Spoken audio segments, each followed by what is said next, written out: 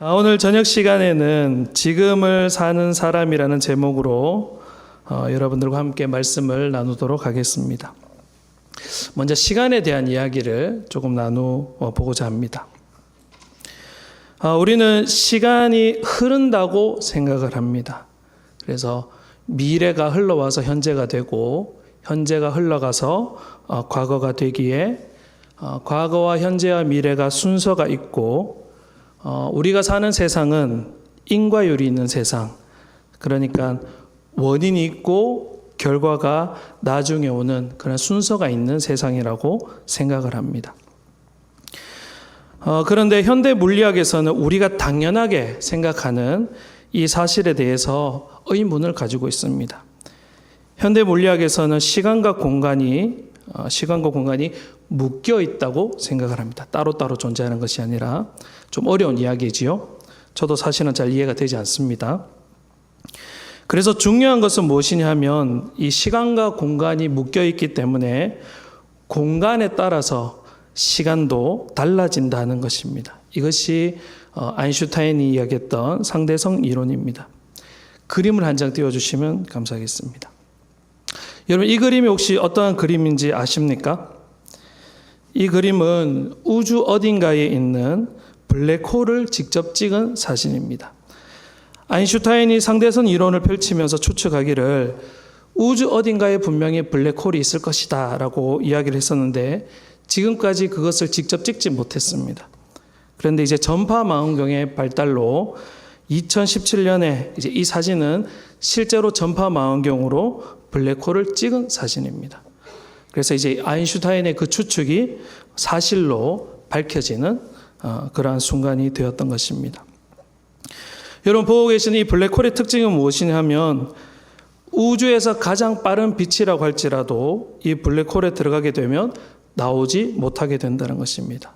그래서 그 이름이 블랙홀, 그러니까 검은 구멍이라는 이름으로 불리게 되는 것입니다.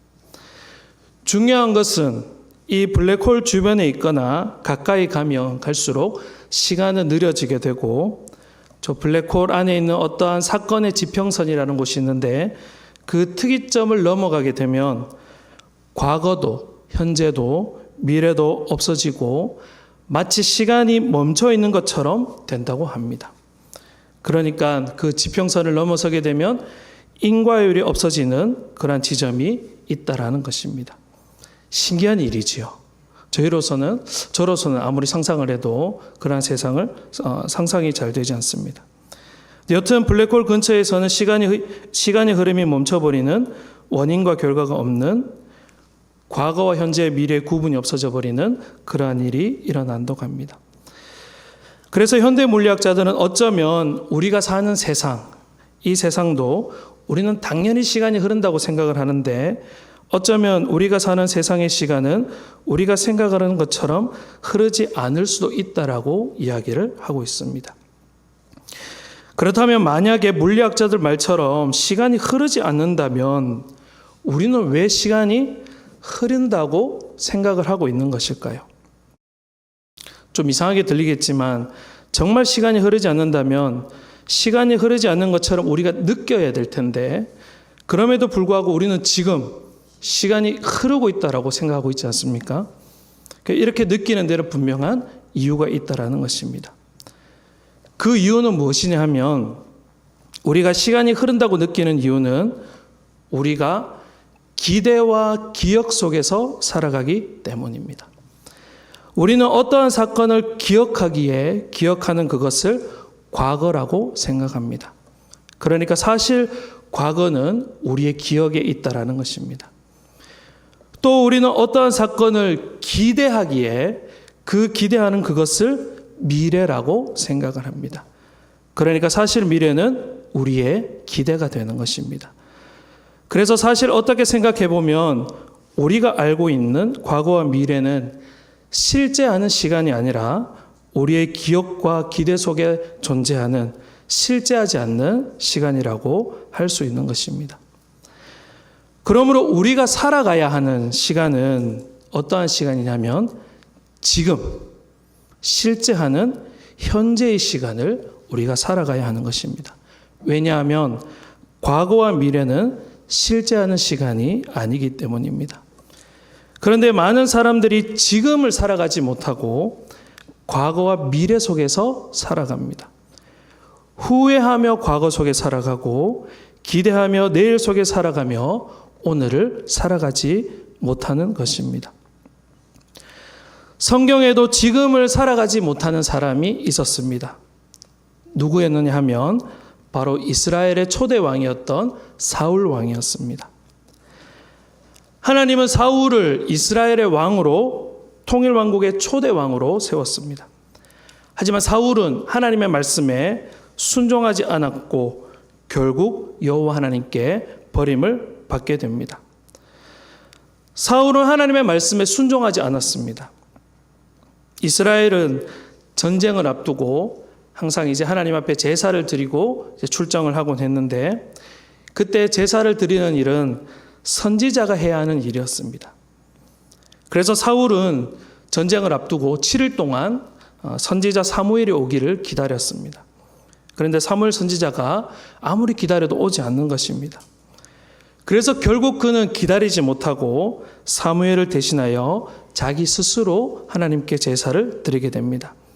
그리고 이 일을 인하여 하나님께 사울은 이러한 책망을 받게 됩니다. 우리 사무엘상 13장 13절 14절 말씀인데요, 우리 다 함께 한번 읽어보면 좋을 것 같습니다. 시작. 사무엘이 사울에게 이르되 왕이 망령되이 행하였도다. 왕이 왕의 하나님 여호와께서 왕에게 내린 명령을 지키지 아니하였도다. 그리하였더라면 여호와께서 이스라엘 위에 왕의 나라를 영원히 세우셨거늘 지금은 왕의 나라가 길지 못할 것이라. 여호와께서 왕에게 명령하신 바를 왕이 지키지 아니하였으므로 여호와께서 그의 마음에 맞는 사람을 구하여 여호와께서 그를 그의 백성의 지도자로 삼으셨느니라 하고. 아멘. 하나님께서 무엇이라고 말씀하셨습니까? 여호와께서 왕에게 명령하신 바를 왕이 지키지 아니하였으므로 여호와께서 그의 마음에 맞는 사람을 구하여서 그를 백성의 지도자로 세우셨다라고 말씀하였습니다. 그러니까 한마디로 하면 사울 당신이 더 이상 왕이 아니다 하는 이야기를 한 것입니다. 또 하루는 하나님께서 사울 왕에게 아말렉 민족을 치라고 명령하셨습니다. 왜냐하면 이스라엘 백성이 광야에서 40년 동안 머무를 때 이 아말렉 민족이 이스라엘 백성을 너무나도 많이 괴롭혔기 때문이었습니다. 그래서 하나님은 사울 왕에게 이 아말렉을 치되 살아있는 것이면 진멸하라고 말씀하셨습니다. 그런데 선지자 사무엘이 사울 왕을 방문해 보니 진영에서 짐승 울음소리가 들리는 것이었습니다. 그래서 보니까 사울이 하나님께 드리려고 짐승을 다 죽이지 아니하고 짐승들 중에 좋은 것은 살려놓은 것이었습니다. 결국 하나님은 사무엘을 통하여 사울에게 이렇게 말씀하셨습니다. 제가 사무엘상 15장 22절 23절 말씀 제가 읽어드리겠습니다. 사무엘이 이르되 여호와께서 번제와 다른 제사를 그의 목소리를 청종하는 것을 좋아하심같이 좋아하시겠나이까? 순종이 제사보다 낫고 듣는 것이 순양의 기름보다 나으니 이는 거역하는 것은 점치는 죄와 같고 완고한 것은 사신 우상에게 절하는 죄와 같음이라. 왕이 여호와의 말씀을 버렸으므로 여호와께서도 왕을 버려 왕이 되지 못하게 하셨나이다 하니. 아멘. 여러분 무엇이라고 말씀하셨습니까? 왕이 하나님의 말씀을 버린 것처럼 하나님도 왕을 버리셨다는 것입니다. 그리고 이 말씀을 마치고 사무엘이 뒤로 돌아서는데 사울이 그 사무엘의 옷자락을 붙들게 됩니다. 돌아설 때 붙들었으니까 그 옷이 그만 찢어진 것입니다. 그리고 사무엘은 이 찢어진 옷자락을 보고 이 옷자락을 떼어낸 것처럼 하나님께서 왕보다 더 나은 사람에게 이 나라를 주실 것이라고 이야기를 하게 됩니다. 그런데 여러분 앞서서 이제 두 번이나 하나님 너는 왕이 아니다라는 이야기를 하고 사울 왕 너에게 줬던 왕국을 다른 사람에게 줄 것이라고 이야기를 하였지만 여러분 이 일은 사울 왕에게 바로 일어나지 않았습니다. 이 말씀을 하고도 하나님께서는 바로 사울을 폐위시키셨던 것이 아닙니다. 다윗 왕을 바로 왕으로 삼으셨던 것이 아니지요. 그런데 당장 이 일이 사울에게 일어나지 않았음에도 불구하고 사울은 그 이후로부터 정상적인 삶을 살지 못하게 됩니다. 왜 그는 정상적인 삶을 살지 못했던 것일까요? 눈만 감으면 과거에 지나간 일이 후회가 되었을 것입니다. 내가 그때 왜 그랬을까 하는 후회가 그의 발목을 붙잡는 것입니다. 그러니 후회 속에서 과거의 일을 떠올리며 오늘을 제대로 살아가지 못하는 것입니다. 또 눈만 뜨면 내일에 대한 염려가 그를 덮치는 것입니다.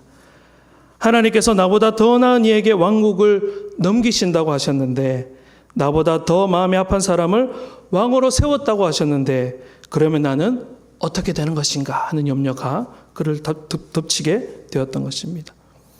그러면서 나는 반역으로 죽게 되는 것인가 하는 그러한 두려움도 아마 그를 덮쳤을 것입니다.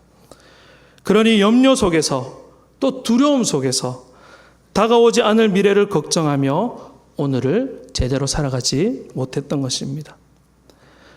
여러분, 결국 사울의 인생이 어떻게 되었습니까? 평생 그 이후로부터 다윗을 쫓아다니는 삶을 살게 됩니다.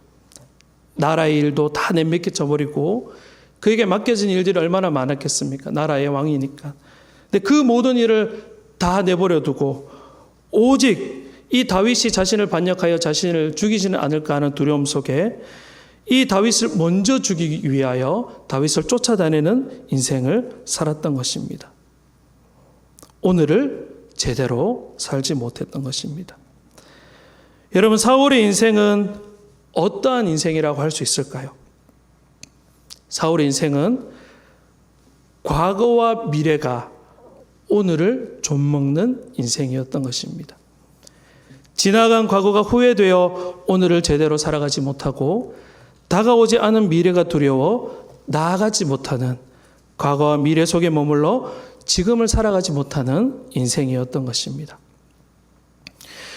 그렇다면 여러분, 사울과 같지 않고 후회되는 과거와 또 염려되는 미래 속에서도 지금을 제대로 살아가는 사람이 있을까요?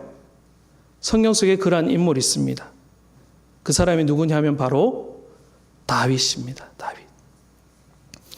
여러분, 다윗이 여호와 하나님께 범죄한 죄는 사울에 비교할 바가 안 되었습니다. 사울은 단순히 하나님 말씀하시는 명령에 순종하지 않았지만 다윗은 하나님의 계명을 한두 가지 어긴 것이 아니었습니다. 다윗은 자신의 부하였던 우리아의 아내와 동침을 하게 됩니다.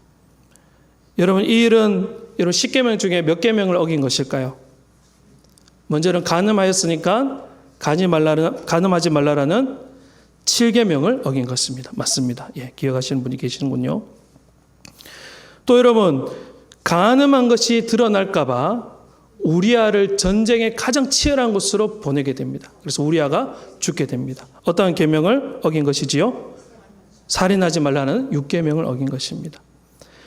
그리고 우리아가 죽자 다윗은 바세바를 자신의 아내로 맞아들이게 되는데, 이는 내 옷의 집을 탐내지 말라는 10번째 계명을 어긴 것이었습니다. 이제 고대 사회에서는 여자를 소유물로 취급하였습니다. 그러니까 바세바는 우리아의 것이었고 우리아를 죽이고 다윗이 바세바를 취하였으니까 이는 10번째 계명을 어긴 것이었습니다. 실로 사울과 비교하였을 때 다윗은 비교할 수 없을 만큼 하나님 앞에 악한 행동을 하였던 것입니다.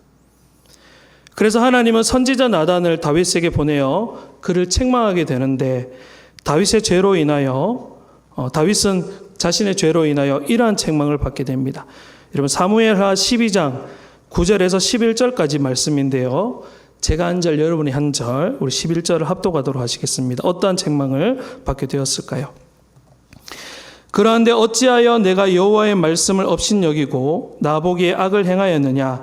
내가 칼로 햇사람 우리아를 치되 암몬 자손의 칼로 죽이고 그의 아내를 빼앗아 내 아내로 삼았도다.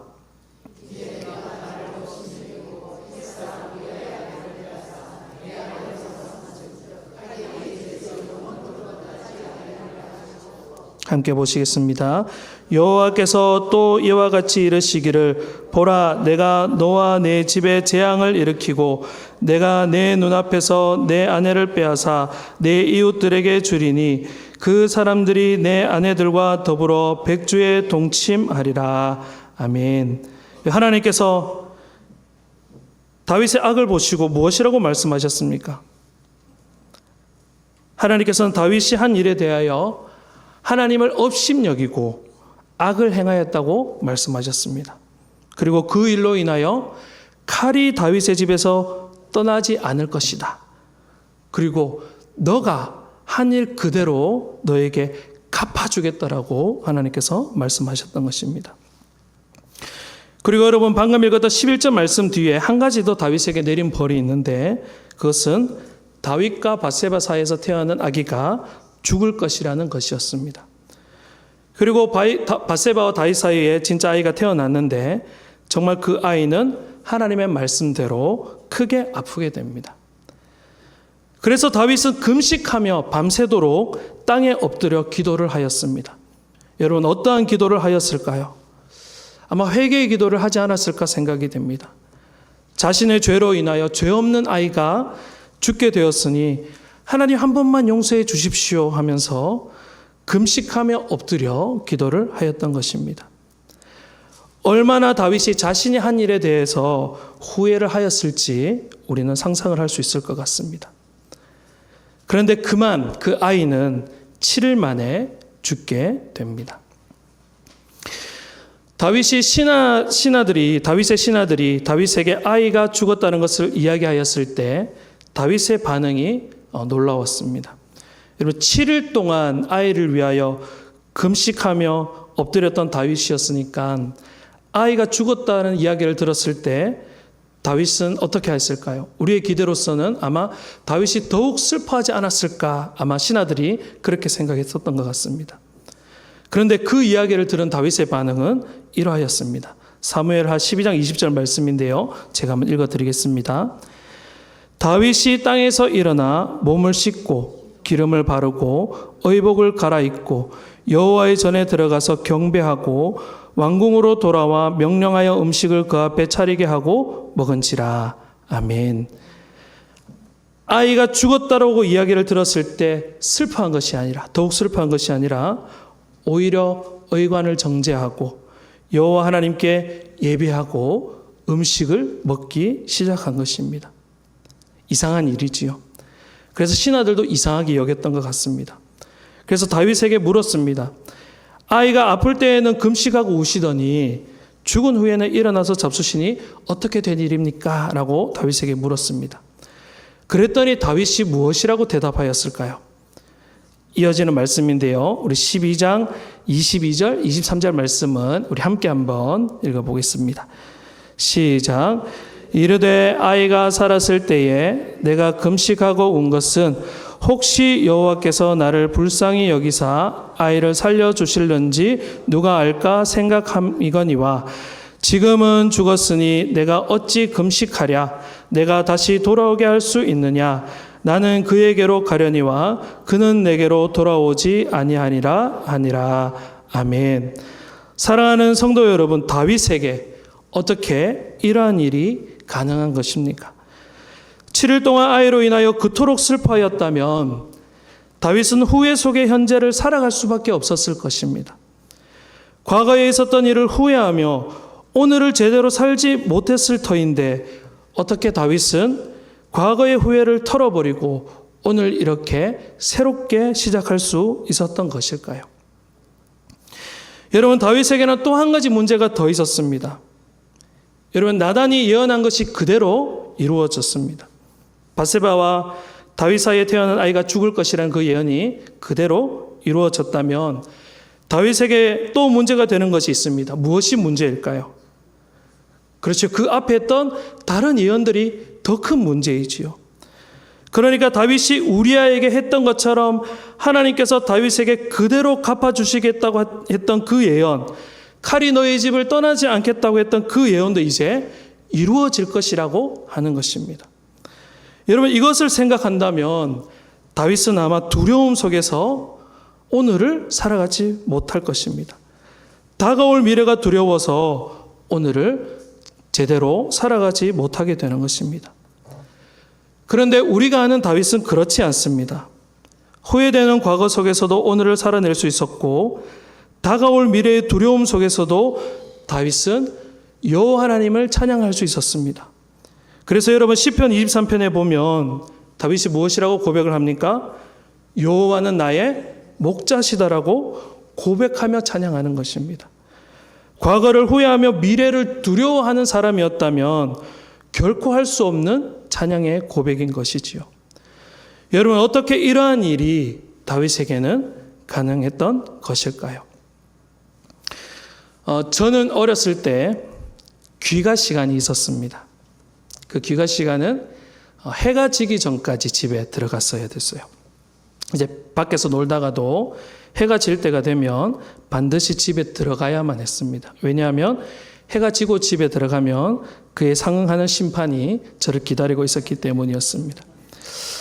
그래서 제가 좋아하는 계절은 어느 계절이었을까요? 여름이었습니다. 맞습니다. 겨울은 정말이지 너무나도 하루가 짧았습니다. 그래서 조금만 놀다 보면 해가 서쪽 산에 이렇게 걸려 있는 것입니다. 그런데 여름은 정말 하루가 너무너무 길지요. 그래서 여름은 너무나도 행복한 하루를 보냈습니다. 종일 신나게 놀아도 해가 넘어가지 않는 것입니다. 그래서 저는 여름이 너무 좋았습니다. 자, 그런데 친구들과 신나게 놀다 보면 시간이 가는 줄 모르게 놀게 되고 결국 이제 해가 서산으로 넘어갈 때가 종종 있었습니다. 그래서 해가 지고 이제 집에 들어가면 이제 어머니가 꾸중할 것을 알기 때문에 발걸음이, 집으로 향하는 발걸음이 너무나 무거웠습니다. 그래서 어차피 늦은 거 하면서 더 놀고 들어갈 때도 사실 있었습니다. 어차피 베린 몸 이러면서 더 놀다가 들어가서 꾸중으로 끝날 거 이제 들어가서 심판의 매를 맞을 때가 간혹 있기도 하였습니다. 그런데 이러한 때에 늦게 들어가면 어머니가 분명히 꾸중할 것을 알면서도 그래서 두려운 마음에도 또 좀 더 일찍 들어갈 걸 하는 후회되는 마음에도 제가 결국 집으로 향할 수 있었던 이유는 무엇일까요? 그렇죠. 두려운 마음이 들고 후회되는 마음이 있어도 그렇다고 들녘에서 제가 밤을 새지 않고 집으로 향할 수 있었던 이유가 있는 것입니다. 그 이유는 어머니의 사랑을 믿기 때문인 것입니다. 내 허물이 커도 또 내 죄가 커도 그 허물과 죄보다도 어머니의 사랑이 더 크다라는 믿음이 저에게 있었기 때문인 것입니다. 그랬기에 후회와 두려움 속에서도 들녘에서 밤을 새는 것이 아니라 집으로 돌아갈 수 있었던 것입니다. 다윗의 인생과 사울의 인생을 비교해 보면 사울의 허물은 다윗의 것에 비교할 수 없을 만큼 작은 것이었습니다. 하지만 사울은 오늘을 살아가지 못했습니다. 후회와 두려움 속에 자기 자신을 좀먹는 삶을 살 수밖에 없었던 것입니다. 왜냐하면 사울은 하나님의 사랑을 믿지 않았기 때문입니다. 나의 죄와 허물보다 더 크신 하나님의 사랑과 은혜를 믿지 못했기 때문입니다. 그래서 사울은 날마다 새롭게 하시는 하나님의 사랑을 믿지 못했고 주어진 오늘을 제대로 살아내지 못했던 것입니다. 하지만 다윗은 하나님의 사랑을 믿었습니다. 그 스스로가 하나님을 뜨겁게 사랑했기에 분명 하나님께서도 다윗 자신을 자신이 하나님을 사랑하는 사랑보다 더 큰 사랑으로 사랑하고 계심을 확신했던 것입니다. 그러므로 그는 후회되는 과거로부터 자유하며 또 두려움 가득한 미래를 향해서도 오히려 담대하게 나아갈 수 있었던 것입니다. 오늘 본문 말씀에 이렇게 말씀하십니다. 우리 한 번 더 오늘 본문 말씀 한번 읽어보면 좋겠습니다. 고린도후서 5장 17절 말씀입니다. 시작.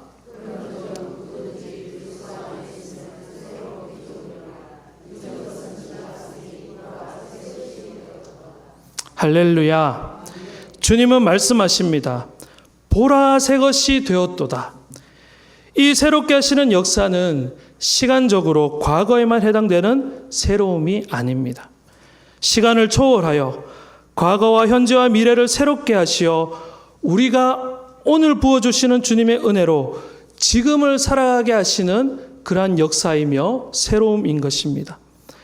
그러므로 다윗이 하나님의 사랑을 믿었을 때 그는 하나님의 사랑 안에서 날마다 새롭게 될 수 있었습니다. 그래서 후회되는 과거로부터도 새롭게 되고 두려운 내일의 일로부터도 새롭게 되었던 것입니다. 그래서 그는 과거와 미래에 좀먹히지 않고 오늘의 삶을, 지금을 살아갈 수 있었던 것입니다. 다윗이 하나님의 사랑을 믿고 새롭게 되어 오늘을 살아갈 수 있었던 것처럼 우리도 하나님의 사랑을 믿을 때에 새롭게 되는 것입니다. 날마다 새롭게 하시는 주님의 사랑 안에서 과거와 미래에 좀먹는 오늘의 삶이 아니라 과거로부터 자유하고 미래를 향하여 담대하게 나아가는 지금의 삶을 살아가시는 저와 여러분이 되시기를 주님의 이름으로 축원합니다. 기도드리시겠습니다. 사랑이 많으신 아버지 하나님, 우리의 죄와 허물보다도 주님의 사랑이 더 크심을 고백합니다. 보라 새 것이 되었도다 말씀하시는 주님, 주님의 그 사랑 우리가 늘 믿기를 원합니다. 그리하여서 과거로부터 새로워지고 다가오는 내일로부터 새로워져서 과거와 미래가 오늘을 좀먹는 인생 되지 않게 하여 주시고 오늘을, 지금을 살아가는 우리의 인생 되게 하여 주시옵소서. 함께하여 주실 것을 믿사오며 거룩하신 예수님 이름으로 기도드립니다. 아멘.